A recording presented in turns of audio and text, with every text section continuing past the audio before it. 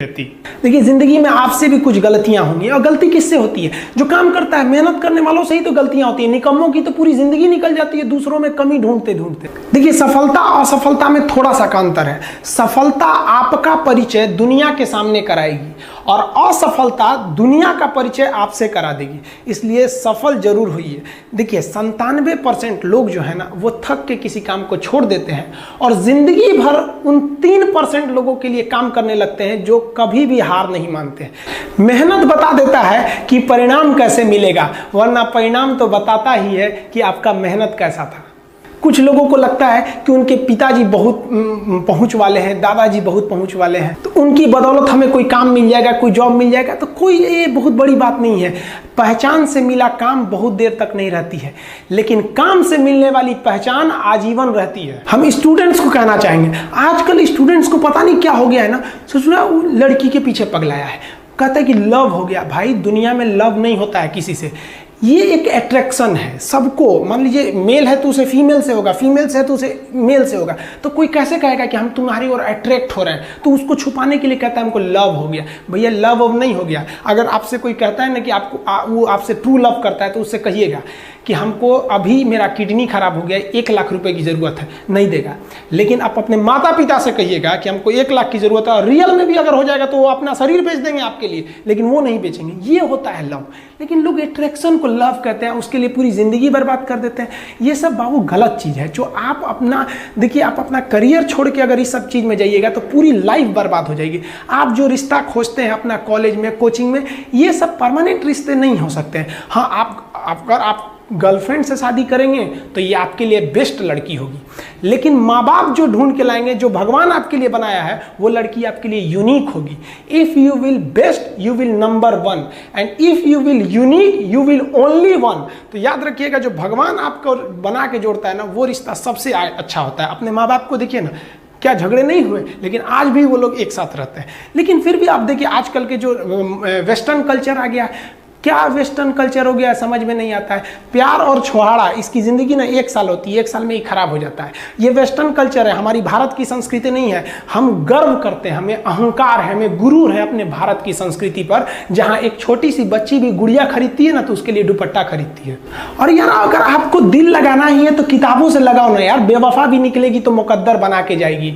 दिन ना सबके लिए 24 घंटा का होता है। ऐसा नहीं है कि आपको अलग से वक्त मिलेगा, लेकिन इसी 24 घंटे में किसी को प्यार करके पति बनने का शौक है, तो किसी को मेहनत करके करोड़पति बनने का शौक है। तो आप डिसाइड करिए आपको क्या बनना है। क्योंकि बरसों बाद जब लोग ये मिलेंगे ना आपसे, तो ये नहीं पूछेंगे कि कितनी गर्लफ्रेंड है, लोग पूछेंगे कमाता कितना है, हैसियत कितनी है तुम्हारी। ये दुनिया का उसूल है कि लोग कभी भी आपसे खैरियत नहीं, आपकी हैसियत पूछते हैं। लोग एक दूसरे से वादा करते हैं कि तुम्हारा जिंदगी भर साथ निभाएंगे, कोई किसी का साथ नहीं निभाता है। लोग अर्थी और जनाजा भी ले जाते हैं ना 2 कदम, तो कंधे बदल बदल के ले जाते हैं, जबकि पता है कि आखिरी मुलाकात है। और लोग यहाँ कंधा बदल बदल के ले जा रहे हैं और लोग वादे कर रहे हैं कि जिंदगी भर साथ निभाएंगे, कोई साथ नहीं निभाता है। हम आप सब लड़का लड़की से कहना चाहेंगे कि अभी वक्त है, अभी सर झुका के पढ़ लीजिए। वादा है आपसे कि जिला में सबसे ऊंचा सर आपका होगा। लेकिन अगर अभी आप सोचिएगा आराम करने के लिए, पूरी जिंदगी आपको तकलीफ उठानी पड़ेगी। अगर आज आप किताबों के दीवाने हो गए ना, तो कल दुनिया आपकी दीवानी हो जाएगी।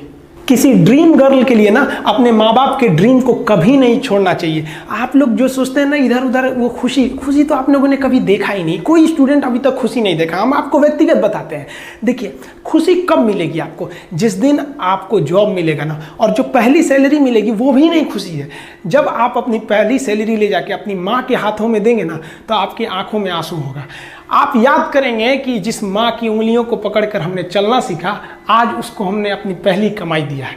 और जब कमाने लगेंगे ना, तब समझ में आएगा कि लाखों रुपए की अहमियत कुछ नहीं है, वो 1 रुपए के आगे जब माँ स्कूल जाते वक्त दिया करती थी। और गौर से देखा करो अपने माँ बाप के आंखों में, ये वो आईने होते हैं जिसमें बच्चे कभी बूढ़े नहीं होते। देखिए, जीवन में ना अपने अंदर से अहंकार बिल्कुल निकाल दीजिएगा। अहंकार बहुत ही खराब चीज है। कहते हैं कि अहंकार में इंसान को इंसान नहीं दिखता, छत पे चढ़ जाओ तो खुद का मकान नहीं दिखता। अहंकार नहीं करना चाहिए। छत को बहुत गुरूर था छत होने का, 1 मंजिल और बनी और छत फर्श हो गया। अहंकार कभी नहीं कीजिएगा। तूफान ज्यादा होती है तो कश्ती डूब जाती है, और घमंड ज्यादा हो जाती है तो हस्ती डूब जाती है। जिस दिन आपको घमंड होने लगे ना अपने आप के ऊपर कि हम बहुत बड़े हो गए हैं, हम बहुत पढ़ पढ़ लिए हैं, हम बहुत सक्सेसफुल मैन हो गए, हम बहुत बड़े बिजनेसमैन, हम बहुत, मतलब जिस दिन आपको घमंड हो गया ना, उस दिन आप शमशान घाट में जाके देखिएगा, आपसे नायाब लोग, आपसे अच्छे अच्छे लोग वहाँ खाक बन गए।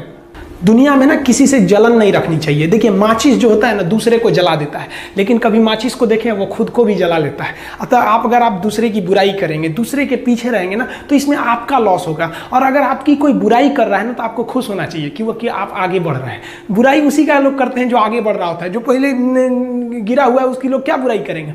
और जब भी आपकी कोई बुराई करे तो आप उसे सहज स्वीकार करें, और आप उसे प्रूव मत कीजिए कि हम ये नहीं हैं। हम लोग गलती क्या करते हैं स्टूडेंट लोग, कि प्रूव करने लगते हैं। नहीं, आपको अपने आप को इंप्रूव करना है। अगर कोई गलती हो गई है, आपको कोई बुराई कर रहा है, तो आप उसको सहज स्वीकार कीजिए। जिस दिन आपके अंदर अपनी बुराई सुनने की क्षमता आ गई, यकीन मानिए आप सफलता के दहलीज पे अपनी पहली कदम रख दिए उसी दिन।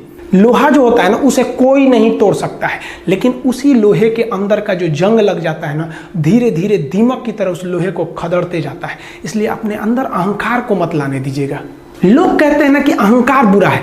जीवन में हम जो अनुभव किए हैं, अहंकार से भी खराब चीज होता है गुस्सा।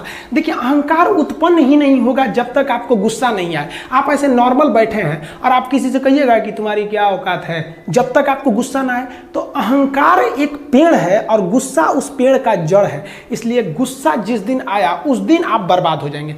किसी भी व्यक्ति को बर्बाद कराने के लिए सबसे जरूरी है गुस्सा दिलाना। आपको पता है लोहार जो होता है, लोहार वो जानता है कि लोहे को हम ऐसे नहीं मोड़ सकते हैं, बहुत ही शक्तिशाली है। इसलिए लोहार ना इस लोहे को ना आग में डाल के इसे गुस्सा दिलाता है। जब ये गुस्से से लाल हो जाता है ना, तो जहां गुस्सा आया आप अपनी ताकत खो देते हैं। और ये लोहा अपनी ताकत खो देता है और एक मामूली हथौड़े के चोट से लोहा मुड़ जाता है। तो जिस दिन आपको गुस्सा आ गया, समझ जाइए कि आप अपनी ताकत खो रहे हैं। जब हम जन्म लेते हैं तो जन्म से ही हमारी जीभ रहती है और मरने तक हमारे साथ जीभ रहती है, क्योंकि वो बहुत ही नरम रहती है। उसे गुस्सा वो बहुत हार्ड नहीं होती है। लेकिन जन्म लेने के बाद दांत आता है और दांत काफ़ी कड़ा होता है और मरने से पहले ही दांत चला जाता है। यानी अगर आप नरम रहेंगे तो काफ़ी लंबे समय तक रहेंगे, और जहाँ हार्ड होंगे आप वहीं आपका पतन चालू हो जाएगा।